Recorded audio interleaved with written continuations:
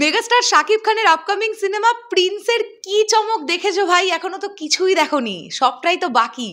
খেলা এখনো শুরুই হয়নি, মানে প্লেয়ার এখনো মাঠে প্রবেশই করেনি, খেলা শুরু হতে এখনো অনেক দেরি। প্লেয়ার প্রবেশ করুক মাঠে, তারপর তো খেলাটা শুরু হবে। প্রিন্স যে কি হতে চলেছে আমি এখন এই ভিডিওতে আলোচনা করব।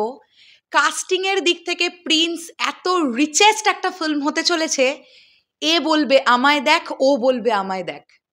সহশিল্পী যারা থাকবেন তাদেরকেও এত বাছাই করে নেওয়া হয়েছে, এবং যে কারণের জন্য প্রিন্স টিম ধরে ধরে প্রি প্রোডাকশন করেছে। কোনো তাড়াহুড়ো করেনি তারা, কোনো সেক্টরেই তাড়াহুড়ো করেনি। না তো কাস্টিং সিলেকশনের দিকে তাড়াহুড়ো করেছে, না তো লোকেশন ব্রেকের দিকে তাড়াহুড়ো করেছে, না তো প্রি প্রোডাকশনের দিকে তাড়াহুড়ো করেছে। রিসেন্টলি তোমরা দেখবে আবু হায়াত মাহমুদ একটা কথা বলেছেন যে যেহেতু এই প্রজেক্টটাকে আমরা অনেক বড়ভাবে ভাবছি, তাই আমরা সময় নিয়ে এটার প্রি প্রোডাকশন করেছি, এই কথাটা তিনি বলছেন। আর প্রি প্রোডাকশন করার দিকে কিন্তু রায়হান রফিও খুব এগিয়ে থাকেন বাংলাদেশের এখনকার পরিচালকদের মধ্যে। ভীষণ ভালো টেবিল ওয়ার্ক ওনার। এবার দেখবার ব্যাপার থাকবে এটাই যে রায়হান রফির টেবিল ওয়ার্কের থেকেও ভালো টেবিল ওয়ার্ক করেছে কিনা প্রিন্স টিম, সেটা তো আমরা বুঝতে পারবো। কারণ প্রিন্স টিম একটা প্রপার টাইমিং পেয়েছিল এই প্রি প্রোডাকশনটা করবার জন্য, আর একটা সিনেমার জন্য প্রি প্রোডাকশন অনেক ইম্পর্ট্যান্ট। যাই হোক, আমরা প্রি প্রোডাকশন নিয়ে আলোচনা করতে বসিনি এই ভিডিওতে, আমরা কথা বলতে এসেছি প্রিন্সের কাস্টিংয়ে বিরাট বিরাট চমক। গতকাল একটা চমক আমরা পেয়েছি, নাসির উদ্দিন খান প্রিন্স সিনেমায় একটি গুরুত্বপূর্ণ চরিত্রে আমরা তাকে দেখতে পাবো। এবং এই খবরটা পাওয়ার পরে আমি তো সুপার এক্সাইটেড হয়ে গেছি, কারণ আমি জানি নাসির উদ্দিন খান কত ভালো একজন অভিনেতা। মানে কিভাবে উনি ক্যারেক্টারের মধ্যে ঢোকেন, অ্যান্ড ওনার প্রেজেন্টেশন, মাইন্ড ব্লোয়িং প্রেজেন্টেশন দেন উনি। শুধুমাত্র নাসির উদ্দিন খান বলেই বলছি না, আমি তোমাদেরকে এই কথাটা বলে রাখছি, শোনো, এরপরে তো ধীরে ধীরে কাস্টিং রিভিল হবে, সব তোমরা জানতে পারবে। প্রিন্স টিম একের পর এক কাস্টিংয়ের চমক আমাদেরকে জানাবে। বাংলাদেশ থেকে এমন আরও কেউ অভিনেতা অভিনেত্রীরা কাজ করবেন প্রিন্সে, যাদের নাম শুনলে আমরা এতটাই এক্সাইটেড হব, কারণ প্রত্যেকে স্ব জায়গায় অত্যন্ত ভালো অভিনেতা। এবং প্রত্যেকের কাছে এরকমই আপডেট পাওয়া যাচ্ছে, তারা যখন প্রিন্সের গল্পটা শুনেছেন বা তাদের পোর্শনটা যখন তারা জানতে পারছেন যে চরিত্রটা এরকম হবে, তাদের এই পোর্শন, প্রত্যেকে না খুব এক্সাইটেড হয়ে যাচ্ছেন ওই পোর্শনগুলো করার জন্য। প্রত্যেকজন শিল্পী ভীষণ এক্সাইটেড। তাদেরও এটা মনে হচ্ছে যে না, এটা তো খুব হাটকে কিছু, প্রেজেন্টেশনের দিক থেকে তো হাটকে কিছু করার চেষ্টা করছে এই সিনেমার টিম। সবাই তাদের 100%টা দেবে।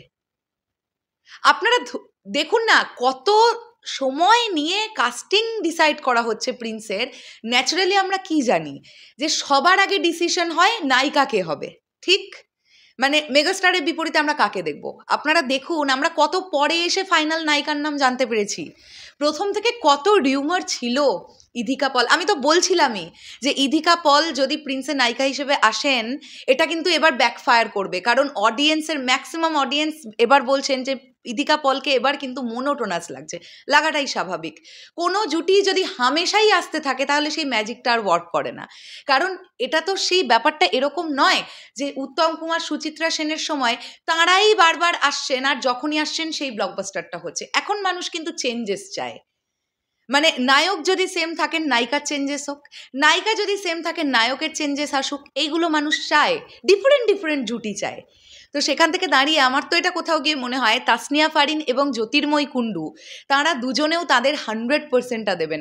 এবং আমি এই ভিডিওতে আপনাদেরকে আরও একটা কথা শেয়ার করে রাখি, জ্যোতির্ময় কুণ্ডুর সঙ্গে এখনও আমাদের ইন্ডিভিজুয়ালি কথা হয়নি, তাই বলতে পারবো না। তাসনিয়া ফারিনের সঙ্গেও ইন্ডিভিজুয়ালি কথা হয়নি, তবে ইনসাইডার আপডেট আমার কাছে এরকম আছে, তাসনিয়া ফারিন বিয়ন্ড লেভেলের এক্সাইটেড ওনার ক্যারেক্টারটা করার জন্য, বিয়ন্ড লেভেলের এক্সাইটেড।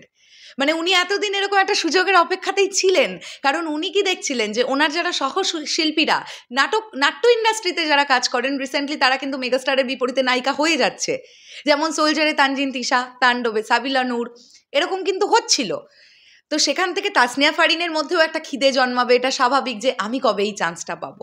তাসনিয়া ফারিন এই সুযোগটা পেয়েছেন এবং তিনি চেষ্টা করছেন একদম ছক্কা দিয়ে দিতে একটা তার ক্যারেক্টারটা দিয়ে। তিনি ওইভাবেই প্রিপেয়ার্ড হচ্ছেন। আপাতত তাসনিয়া ফারিন তার নিজস্ব প্রোডাকশন হাউসের মন গলবে না গানটার প্রমোশন নিয়ে একটু বিজি, বাট তার সঙ্গে সঙ্গে উনি প্রিন্সের ওনার ক্যারেক্টার প্রিপেয়ার করছেন। প্রতিদিন। এবং শুধু তাসনিয়া ফারিন বলে নয়, যারা যারা কনফার্ম হয়ে গেছেন এতদিনে, তারা জানেন যে তারা প্রিন্সের ফাইনাল কাস্টিংয়ে আছেন, তারা প্রত্যেকে প্রিপারেশন শুরু করে দিয়েছেন, কারণ হাতে আর বেশি সময় নেই। হাতে সময় আছে মাত্র আর 13টা দিন। 15ই ডিসেম্বর থেকে ফ্লোর শুরু হবে প্রিন্সের। তো জাস্ট ওয়েট করতে থাকুন। আপনারা আমাকে বলবেন যে দিদি আপনি যে ভিডিওটা বানিয়েছিলেন সেটা ঠিক ছিল, প্রিন্সে এমন কিছু কিছু নাম আমরা কাস্টিংয়ে পাবো যেগুলো আমাদেরকে জাস্ট চমকিত করে দেবে। আমরা এক্সপেকটেশনই রাখছি না এরকম কিছু নামও আমরা পাবো। এবার দেখা যাক কি কি নাম আমাদের সামনে আসে। শেষ করলাম ভিডিওটা, আসছি আবার খুব শিগগিরই। তাহলে এখনের জন্যে টাটা।